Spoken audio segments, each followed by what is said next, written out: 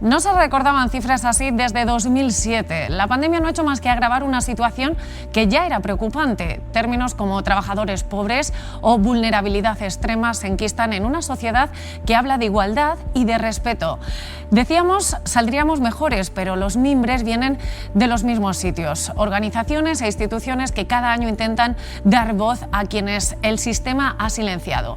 Hablamos de auténticos dramas, familias sumidas en situaciones de necesidad de las que es difícil salir. La vulnerabilidad tiene muchas aristas. Bienvenidos a Calle Ancha.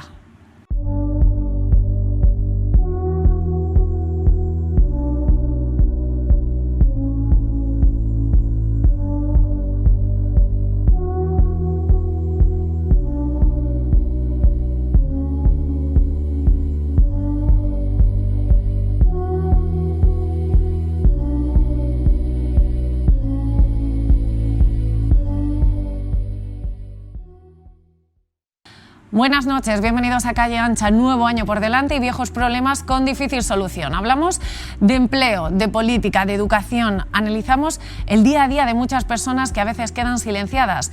Mirada hoy a quienes arrastran una situación de vulnerabilidad que existe y que se trabaja con ella.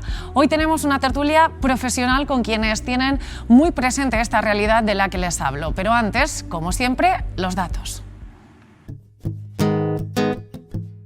Por primera vez desde 2007, las personas en exclusión severa superan los 6 millones. Los hogares con menores, en especial monoparentales, y la población de origen inmigrante ha sufrido de manera más grave las consecuencias de la pandemia. En Albacete, Cáritas ha acompañado de forma directa a más de 4.700 personas en 2021. Personas que no pueden elegir qué comer, que no llegan a fin de mes, que no cuentan con un empleo. Todas estas son situaciones que a lo largo de estos últimos meses se han venido comprobando por la acción social que Cáritas desarrolla.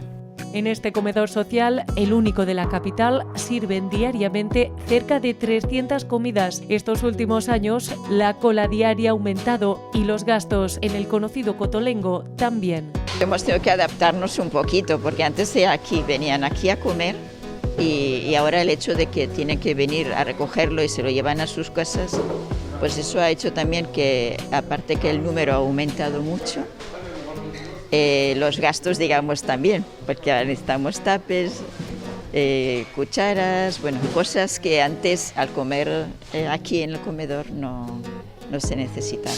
En el empleo, el 25% de los hogares atraviesan graves dificultades, no solo precariedad, brecha digital, años de exclusión y una difícil integración para quienes ya tenían el sello vulnerable antes de la COVID.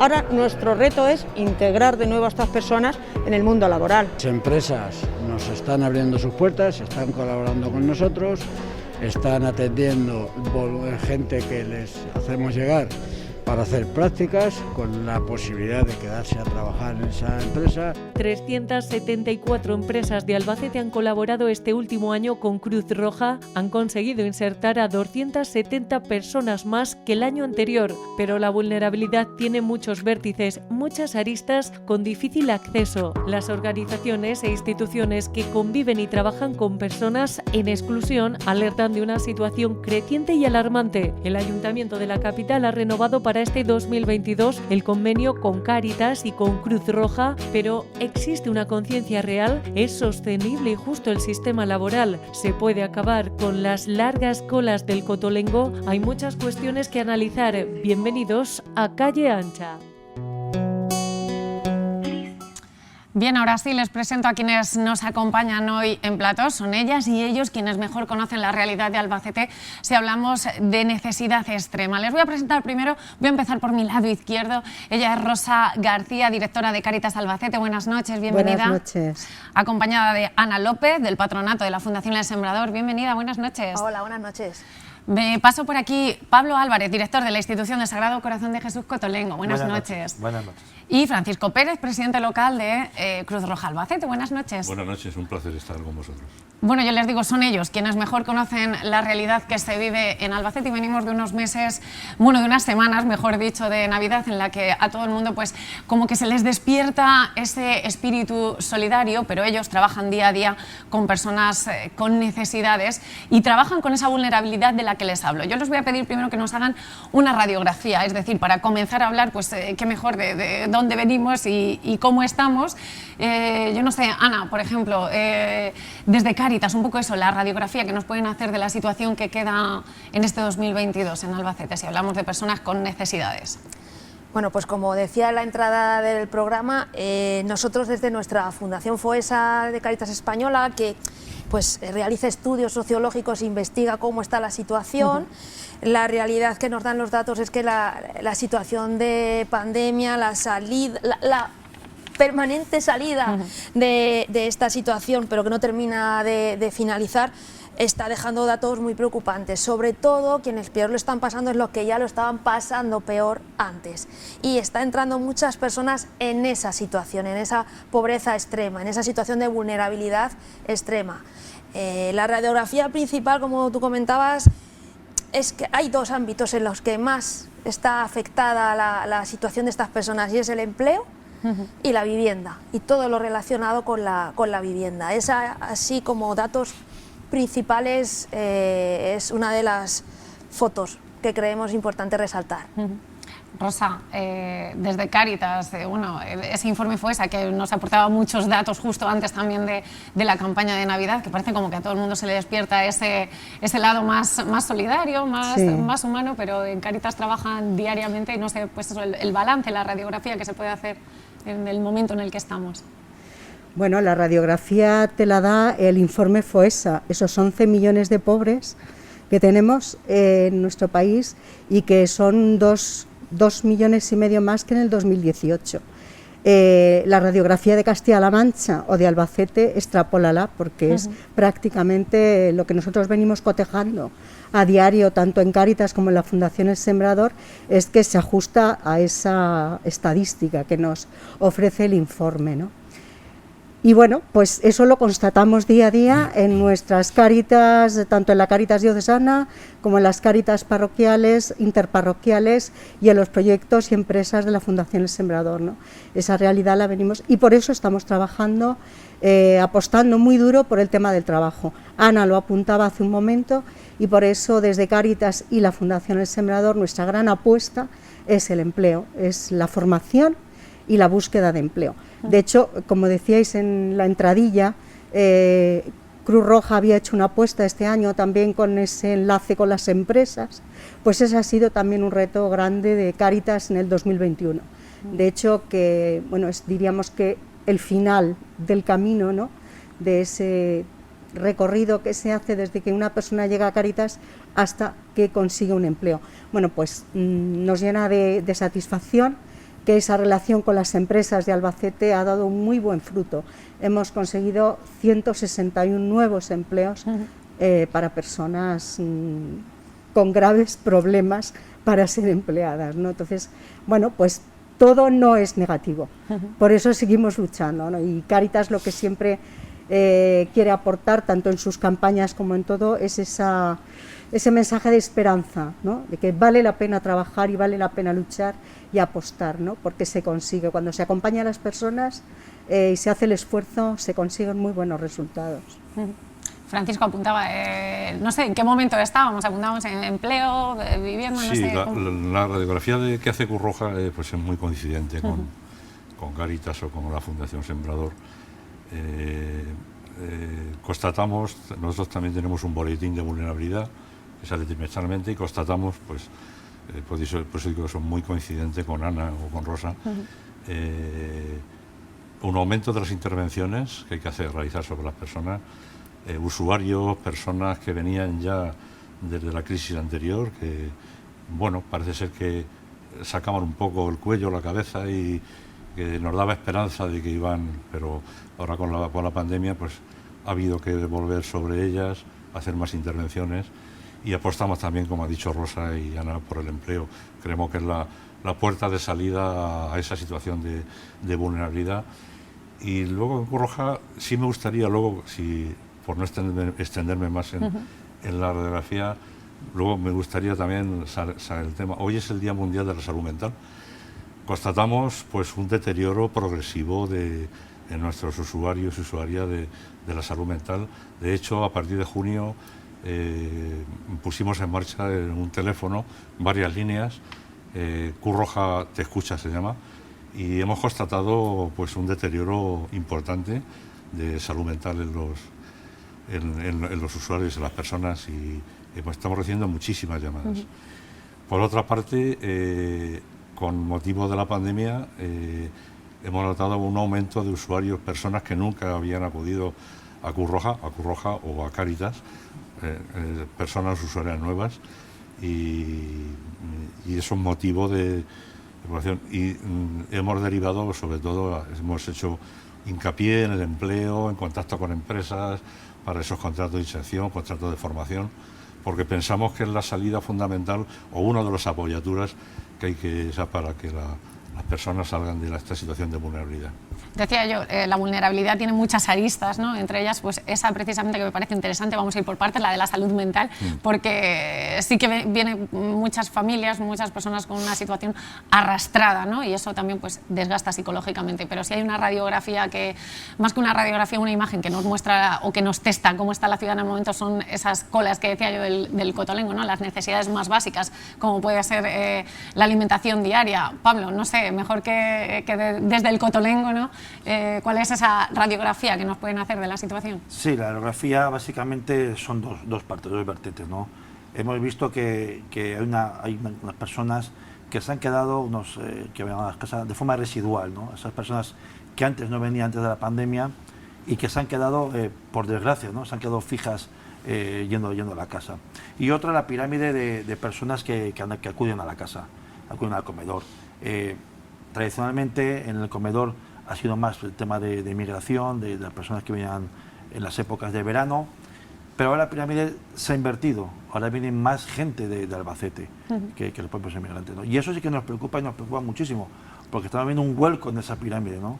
Nos preocupa todo, evidentemente, ¿no? Pero sí, aquellas personas que tenían su puesto de trabajo, sí que tenían su negocio, su pequeño negocio, la han perdido, y eso realmente es preocupante. ¿Cómo ha afectado el COVID? Lo digo porque lo venimos hablando ya, son 2 años, ¿no? de pandemia, pero esa primera necesidad, ¿no? que surgía en lo más duro del confinamiento, luego tiene otras consecuencias diferentes, ¿no? que se derivan con el tiempo, y lo venían diciendo, ¿no? cuando presentaban el informe FOESA también. ¿Qué pasa a día de hoy en relación al COVID? ¿Cómo ha afectado todo esto a las familias? Pues yo creo que fundamentalmente, por ejemplo, en el empleo, cuando se habla de que estadísticamente se ha recuperado el nivel de empleo de hace unos años, es cierto, el problema es qué tipo de empleo, qué calidad de ese empleo, qué nivel de vulnerabilidad hay en ese empleo que se está generando. Pues contratos muy cortitos, muy eventuales, jornadas no completas, es decir, hay una destrucción del empleo de calidad que no se ha recuperado con otro empleo de calidad, y eso genera situaciones de lo que se llaman trabajadores pobres que no llegan, que necesitan otros apoyos, o buscar o apoyarse en entidades como las nuestras o en otros recursos para buscar empleos de mejor calidad. Cuando eso se pasa en una familia, los recursos económicos disminuyen. Como los recursos económicos disminuyen, pues no hay tantos ingresos, pues se ven afectadas muchas otras áreas. Pues el mantenimiento de la vivienda, pues hay muchas familias que tienen su casa, pero no pueden pagar una calefacción en una ciudad como Albacete, claro. O no pueden pagar la luz para mantener una situación confortable y mínimamente confortable en casa. O pago recibos o tengo una alimentación de calidad. No es tanto que no se pueda comer, es que qué calidad, qué dieta es saludable, no es saludable, está adaptada a las necesidades de las familias. No es lo mismo tener menores o menores muy pequeñitos que ser personas mayores o con alguna enfermedad. Todo el mundo no necesitamos lo mismo. Pues acaba habiendo muchos recortes. La cuestión sanitaria, lo que comentaba Paco, pues si tengo que ir al médico y tengo que pagar una medicación, si no puedo, tengo que elegir. o como, o pago luz, o pago medicación, o pago casa.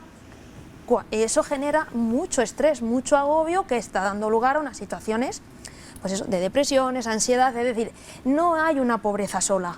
Cuando hay una situación de vulnerabilidad en una familia, se trastoca todo, casi todo, ¿no? Entonces, ahí es donde está el reto, trabajar no en clave solo de pobreza económica, o no solo en clave de no puedo pagar la luz, sino la integralidad, la persona, la familia y sus necesidades. Paco, no sé, más allá de esa...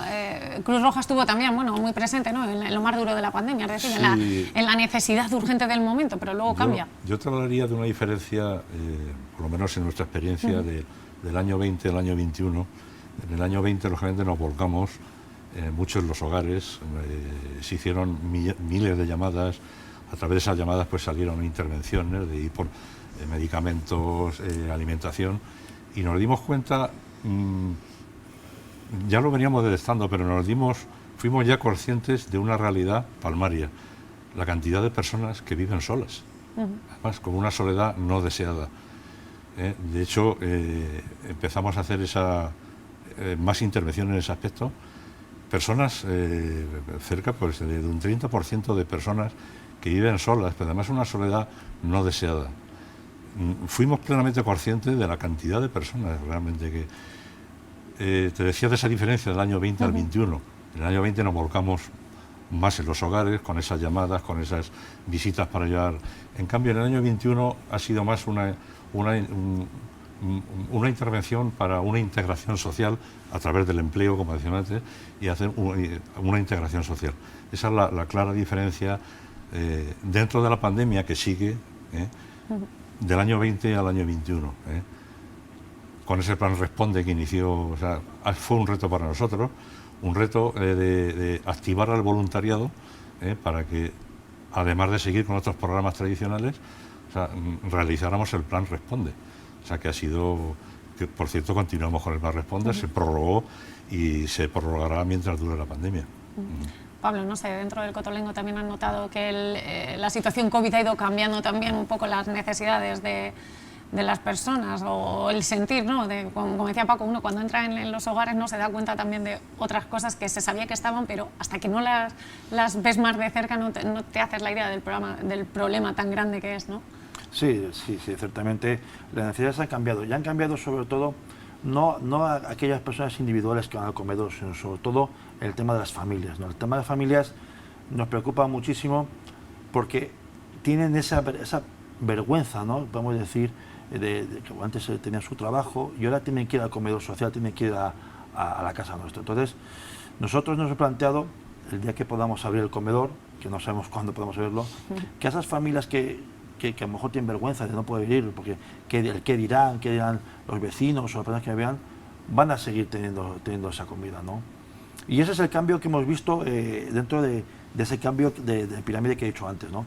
Sobre todo las familias. Las familias son muy vulnerables, como bien decían antes, y es al final el núcleo que nos va importando. Esas familias que no pierdan esa parte fundamental e indispensable que es la comida, ¿no? Y a partir de ahí, pues seguiremos dentro de nuestra casa, de nuestra humildad, seguiremos aportando nuestro grano de arena a todas las personas que no se queden sin comer. Dentro del Cotolengo también, lo digo porque es importante saber, digo, hay asociaciones e instituciones que trabajan por la exclusión social, ¿no?, por sacar, por la integración social de los usuarios, pero en una casa como el Cotolengo, en la que son voluntarios gran parte de quienes mueven el trabajo diario, afectados también por la situación COVID, por ese desgaste emocional también, no sé... Sí. El número de voluntarios antes de la pandemia del COVID, estábamos rondando unos 150 voluntarios.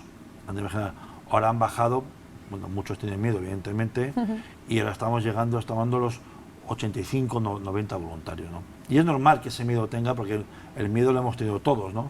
Más cuando te juntas con más personas, te juntas en un comedor, te juntas en una cocina y que tienes que repartir la comida, ciertamente dentro de las medidas anti-COVID que tenemos, ¿no? Separación con las personas que van a la casa, con las mascarillas.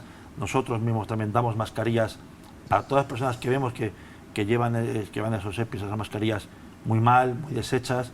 les proporcionamos tener mascarillas, ¿no? Y ese miedo pues lo hemos notado en la cantidad, el número de voluntarios que van a la casa.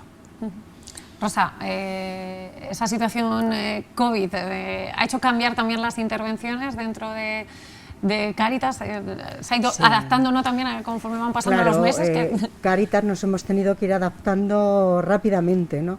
Lo más duro fue el inicio, ¿no?, cuando el confinamiento, ¿no?, que junto a Cruz Roja y Servicios Sociales nos distribuimos la ciudad y hubo que atender. Eso cambió drásticamente la forma de trabajar.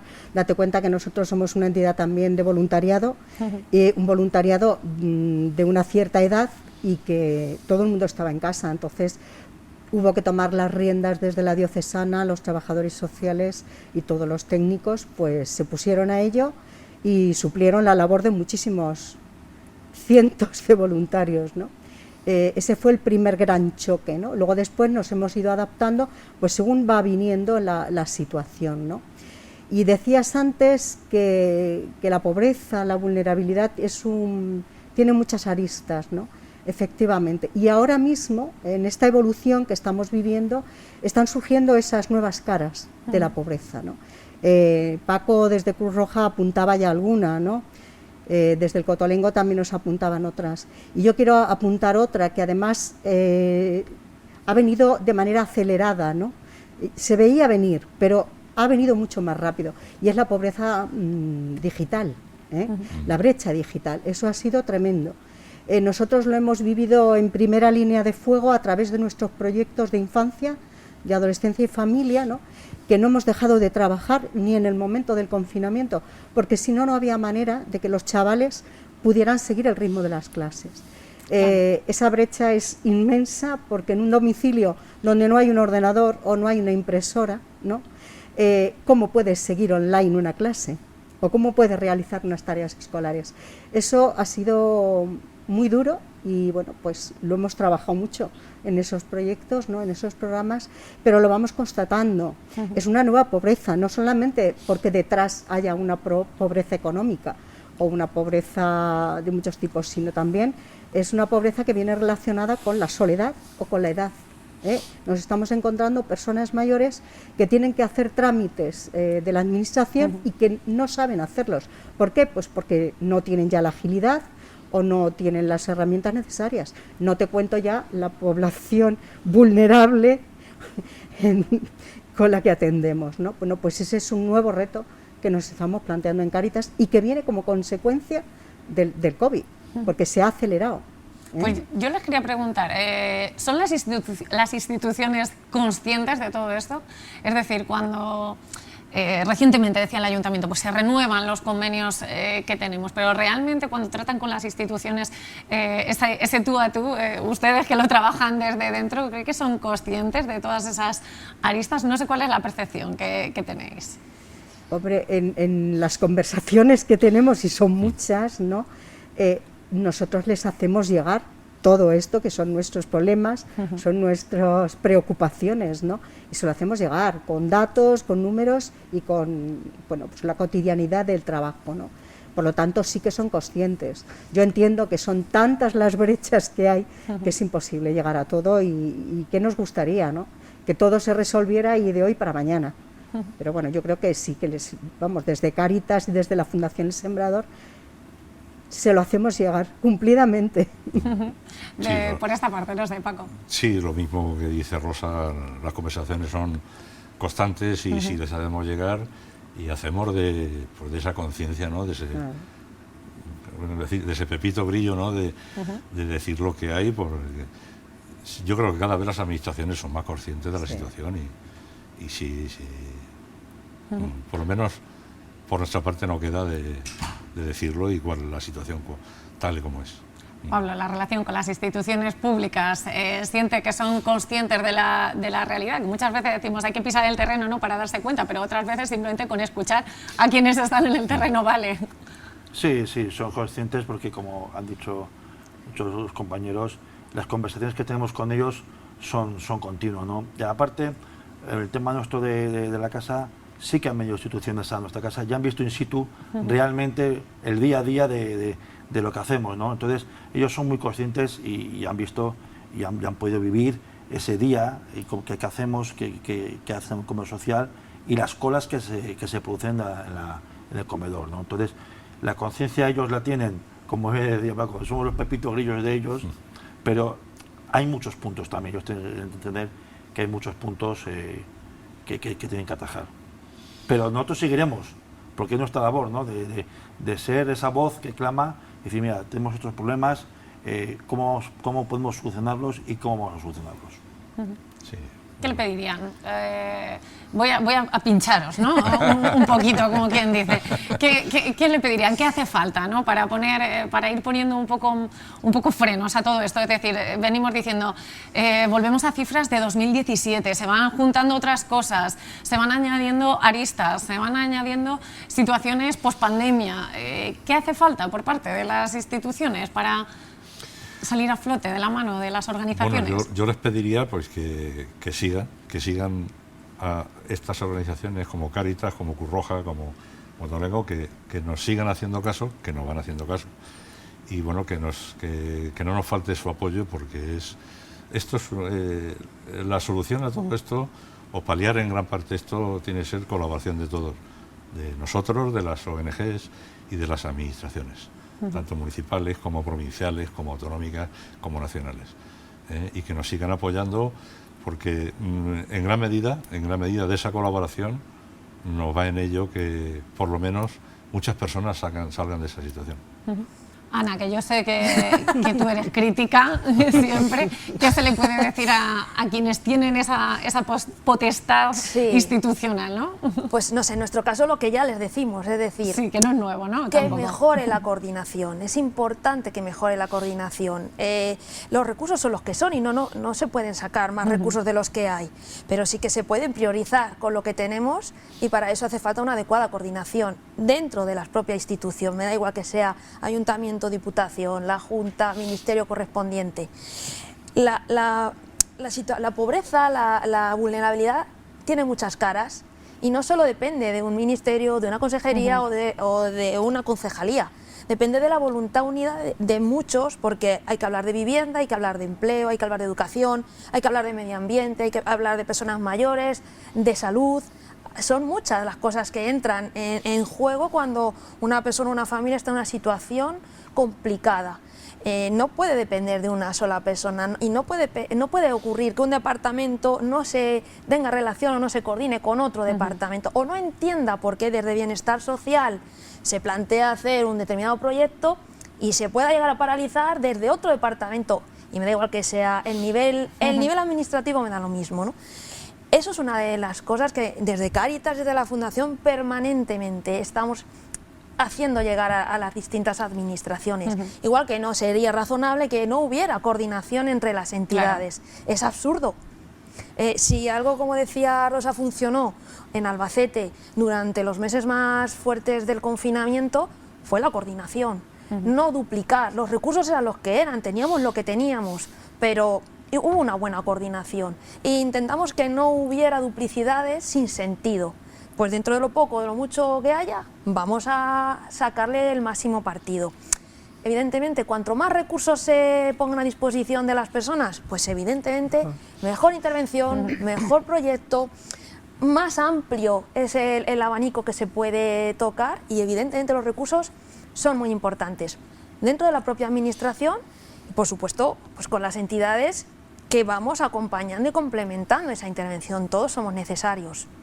Pues mira, precisamente, además, ahora que decías proyectos que a veces se solapan o que se anuncian y finalmente no salen por trabas administrativas, recientemente teníamos el campamento de la dehesa, iba a quedarse como un albergue para temporeros, para personas que vivían en asentamientos en la capital. Parecía que todo estaba ya casi en marcha, había obras de adecuación en este sitio y finalmente la Junta echa atrás ese proyecto porque, pues por un error también de previsión, ¿no? de la infraestructura, la ubicación que tenía legalmente no podía ser. Yo primero, para que entremos un poquito en materia, quiero que vean la siguiente información, que nos lo van a explicar al detalle.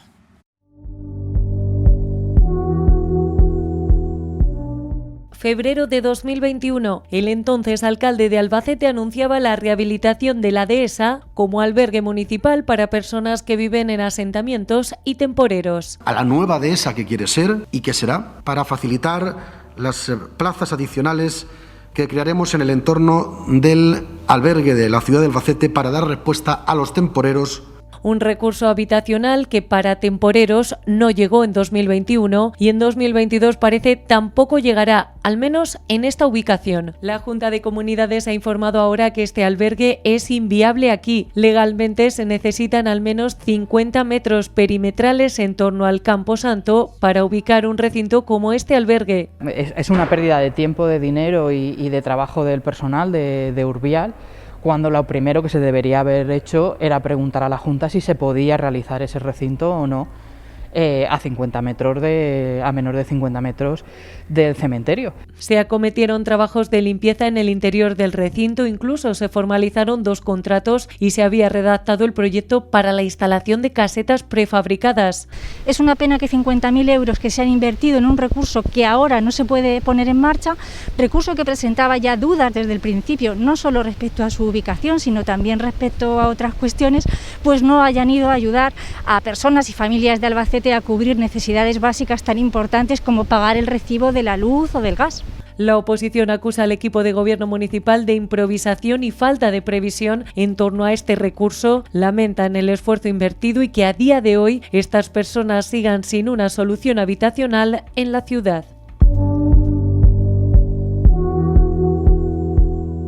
Bien, pues si hablamos de necesidades básicas, lo apuntábamos con anterioridad, una de ellas es la vivienda y en el caso de los temporeros, por ejemplo, que vuelven a la capital año tras año a desarrollar estas campañas agrícolas, pues lo de la vivienda es algo ya inaceptable. Saltó en 2020 con la pandemia y es otra de las situaciones que arrastramos en la ciudad.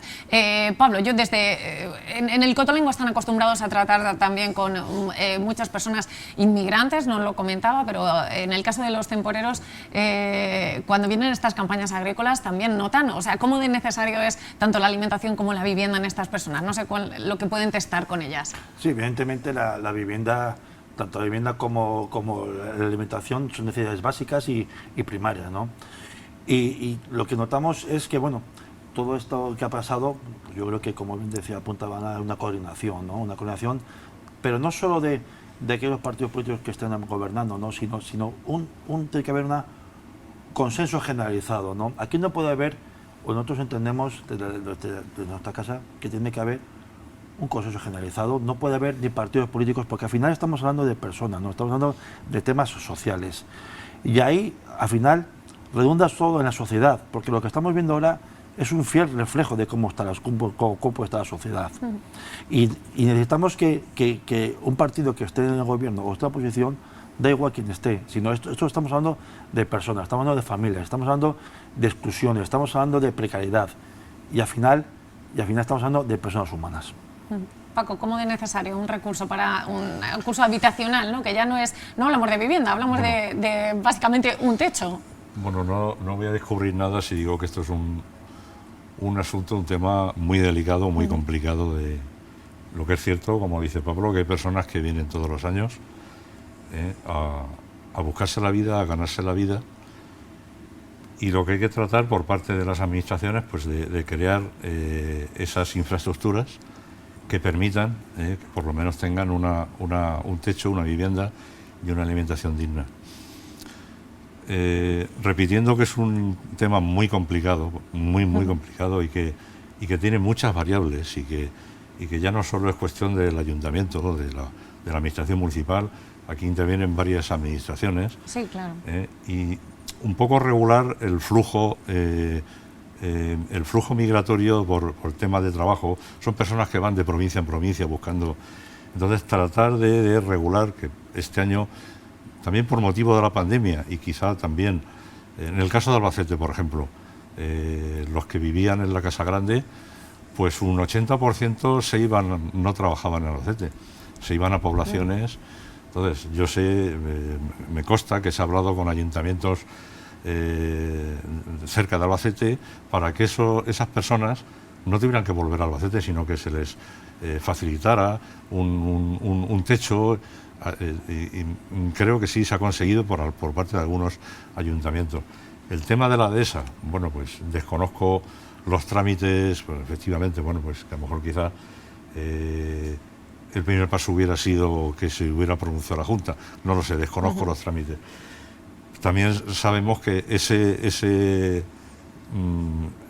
esa dehesa no era era para temporeros con contrato de trabajo, pero el problema de los ayuntamientos sigue estando ahí.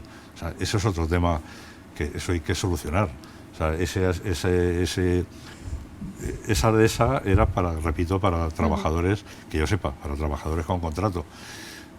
El asunto de los asentamientos, pues es un tema harto delicado, harto difícil, que efectivamente pues hay que abordar y tratar de que esas personas tengan un techo y una alimentación digna.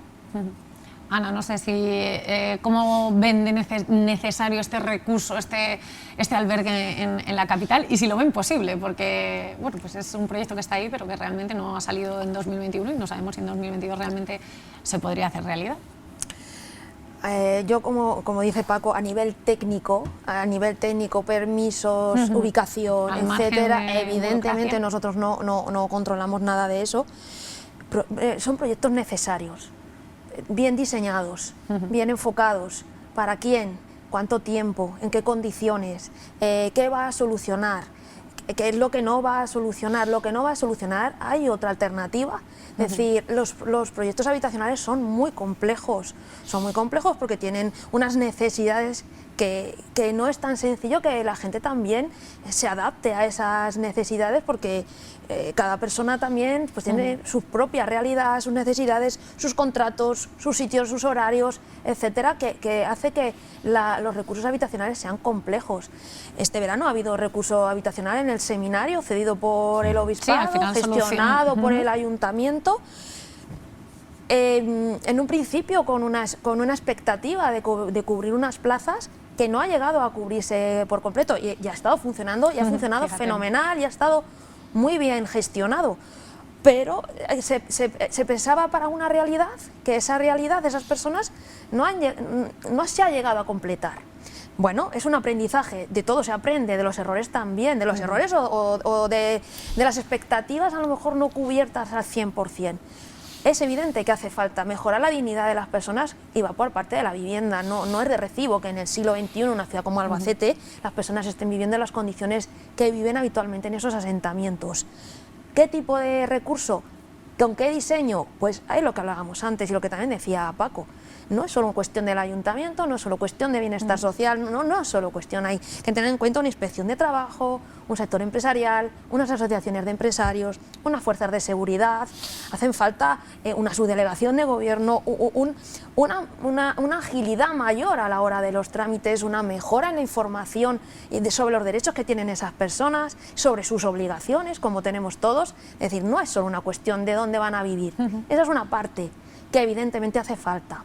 ¿Dónde? Pues evidentemente donde la propia administración, que es quien regula dónde se ponen y se hacen las cosas, decida. Si hubiera mejor coordinación, a lo mejor salía la primera, al menos la ubicación. Claro. Pero necesario los recursos para personas que están en situación de infravivienda, como están las personas en los asentamientos, es evidente que es necesario. Rosa, iba a decir, perdona, ¿llegan a Cáritas las personas, por ejemplo, que viven en asentamientos? Sí. Es decir, porque muchas veces no sé si realmente incluso están dentro ya de ese sistema de ayuda, ¿no? O quedan excluidos, no lo sé. Sí que llegan, claro que llegan. Date cuenta que en los asentamientos viven familias que tienen niños y que tienen muchos problemas. Y claro que acuden a Cáritas, a la diocesana recibimos, sí que se recibe, claro que sí. Yo les quería preguntar, ¿creen que se hace política de la vulnerabilidad o que queda incluso fuera del debate político? Que no sé qué es más, no sé qué es peor, ¿no? Si realmente hacer política de la situación o incluso dejarla fuera. Mira, yo en ese tema, y volviendo quizá un poquito al tema anterior de los asentamientos, yo creo que ese sí que es un tema muy difícil, muy complejo, ese sí que tiene muchísimas caras, y que yo creo que sale periódicamente todos los años, ¿no? Y sale a los medios de comunicación y lo tocamos de alguna manera, ¿no? Yo creo que es un tema que necesita de una voluntad política de todas las administraciones y de todas las entidades del tercer sector. Es decir, necesita que nos sentemos a analizar en profundidad no solo las consecuencias, sino las causas. Porque es un problema de tal raigambre, de tal calado, que empieza por la ley de extranjería. Pero es que Ana ha enumerado algunas de las caras de ese problema. Y es un problema que no será resoluble si no nos sentamos de verdad a ver y a estudiar las causas que provocan esto, ¿no? Porque detrás hay muchas cosas. Preguntémonos, en todos esos ensayos que se hacen de solución, como por ejemplo el de este verano en el seminario, ¿no? ¿Por qué no se ocuparon las plazas? Si ha funcionado estupendamente, si estaban fenomenal, ¿por qué no se ocuparon? No sé, es una pregunta que yo lanzo, que no voy a responder yo, yo la lanzo. Y hay otras muchas que se pueden hacer. Entonces, yo creo que si queremos resolver realmente ese problema, tenemos que sentarnos, el de los asentamientos, el de los temporeros, tenemos que sentarnos, la administración, las entidades del tercer sector, a plantearnos seriamente cuál es el origen y qué problemas hay que atacar. Y necesitan irrenunciablemente un trabajo en red, un trabajo en equipo. Eso no se puede resolver. Pondríamos parches, que es lo que estamos haciendo desgraciadamente.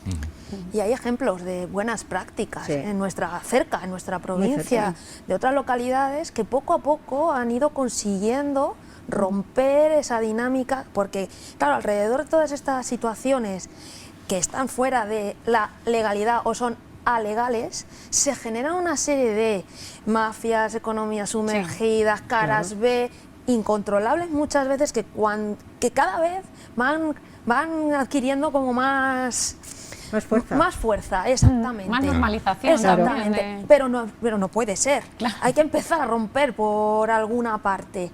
Y en los sitios donde se han conseguido experiencias de éxito, de verdad, que no por ser la pesada de la coordinación, es porque realmente ha habido voluntad de esa coordinación. Y política siempre. El problema es cuando empezamos con los partidismos. Ahí es donde está el problema. Si política hacemos todos los días y a todas horas.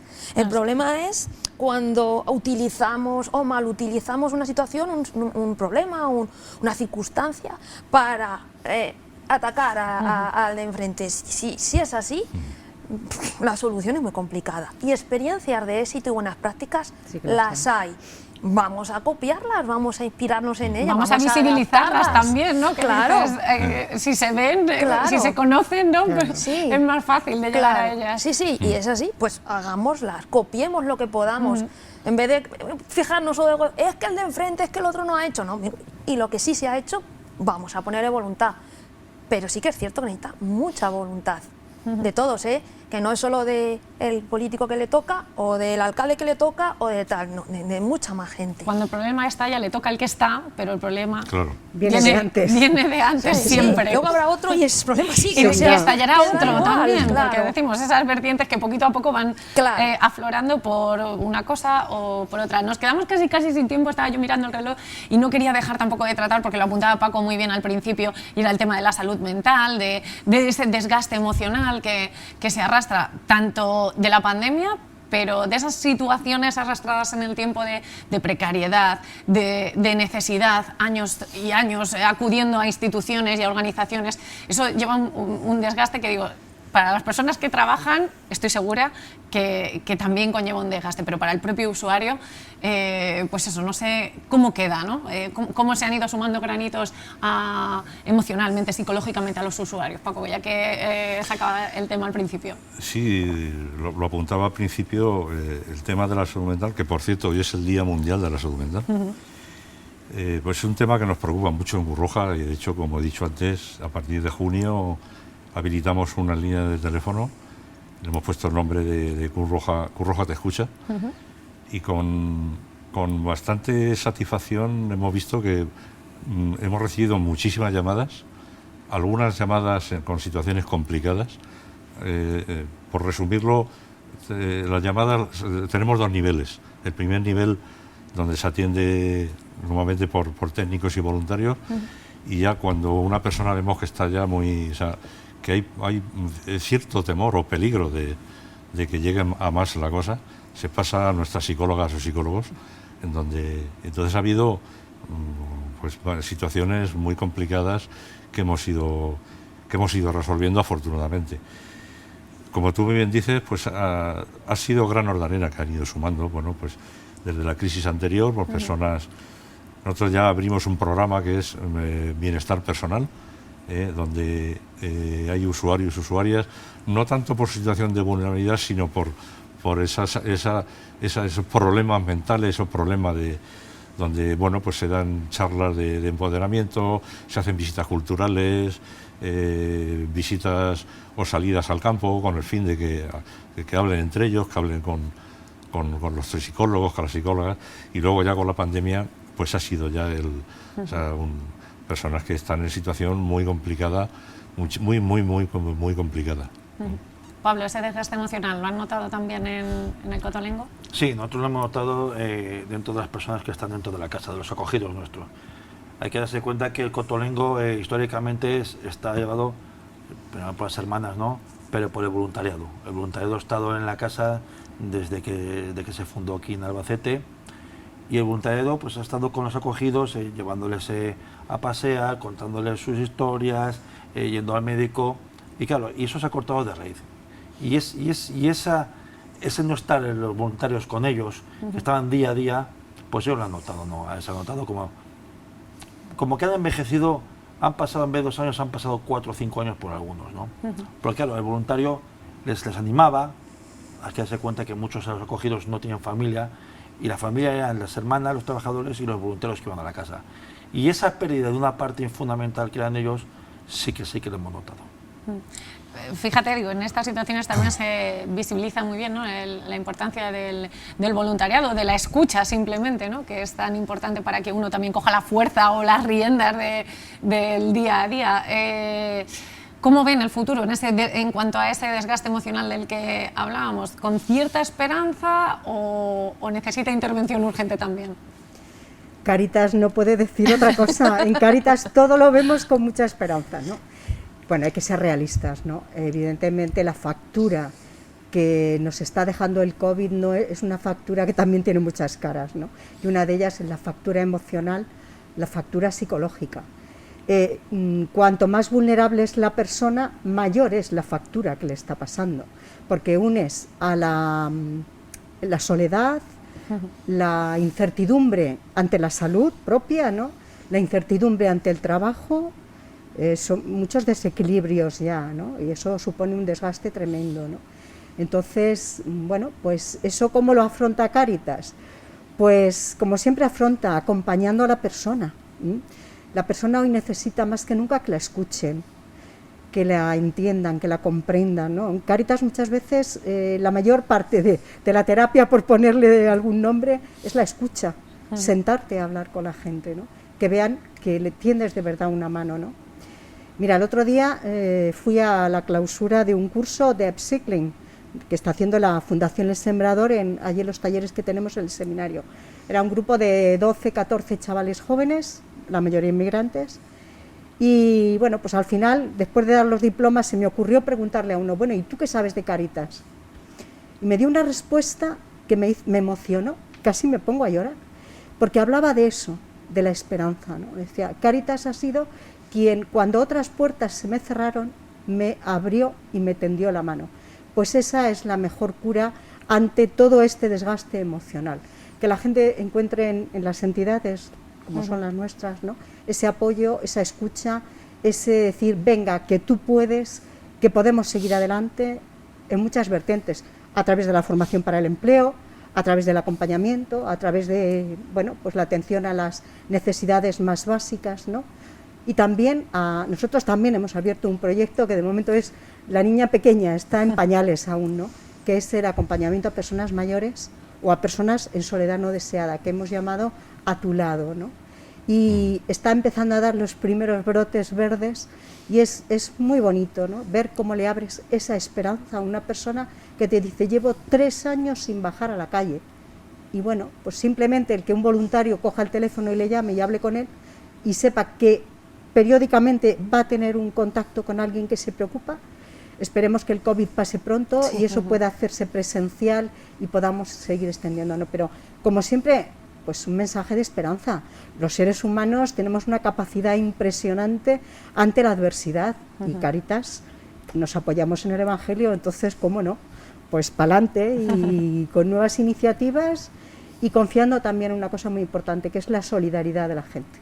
Albacete son gente buena, gente solidaria y responden y todos somos testigos de ello, ¿no? Entonces, ¿qué más vamos a decir? Pues esperanza. Decía Pablo, envejecen, no, han pasado 2 años, pero han envejecido 4, ¿no? Simplemente por el faltarle esa escucha de la que hablaba Rosa. Es que qué bien nos coordinamos aquí, cuando hablamos de lo necesaria que es la coordinación. Bueno, pues como Rosa ya le he preguntado, quería cerrar el programa siempre preguntando por el futuro. Decía, el futuro tras ese desgaste emocional. Ana, ¿cómo ves el futuro de cara a lo que nos queda por delante en cuanto a esa esperanza que siempre transmite Cáritas, pero bueno, el futuro más inmediato, positivo imagino, pero ¿cómo lo ve?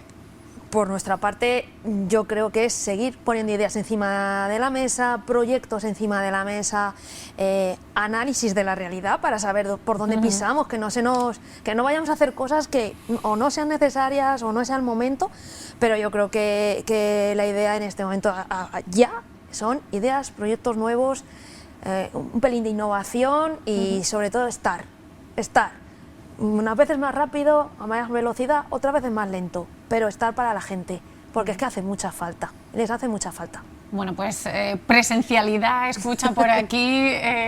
Paco, el futuro más inmediato, ¿cómo lo ven desde Cruz Roja? Sí, bueno, lo vemos con esperanza también. Uno de nuestros principios fundamentales y fundacionales es la humanidad, y la humanidad siempre es esperanza. Humanidad con toda la extensión de la palabra. La humanidad es, y el lazo con lo que decía Rosa, es mirar a la persona cara a cara, porque en ese momento esa persona se transforma, pero nosotros también nos transformamos. Escuchar, mirar a la persona cara a cara, a los ojos, y por supuesto que sí, que las personas somos muy fuertes, la humanidad es muy fuerte y vamos a salir adelante, por supuesto que sí. Pablo, un futuro esperanzador para la ciudad de Albacete, con estos mimbres por lo menos. Sí, hay que, como han dicho, la esperanza es fundamental, ¿no? Hay que trabajar con alegría dentro de la realidad que tenemos, pero el futuro creemos va a ser mejor. Por eso, porque somos seres humanos y el ser humano al final es generoso, es bueno y es comprensivo. Y como punto final, como casa religiosa que somos, yo lo tengo en mi despacho, ¿no? Y me gusta decir un salmo de David, el 23, que parece que es mi lema, que se dice: el Señor es mi pastor, nada me falta. Pues eso es, el Señor es nuestro pastor, nada nos va a faltar.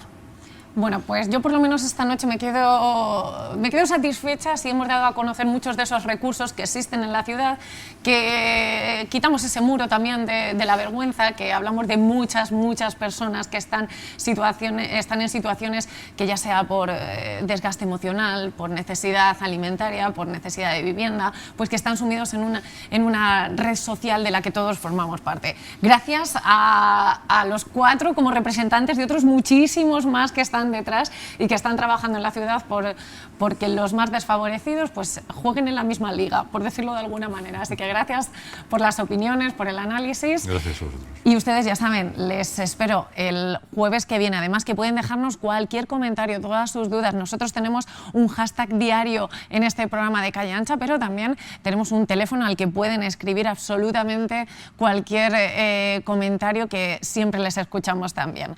Buenas noches, les espero el jueves que viene aquí en Calle Ancha.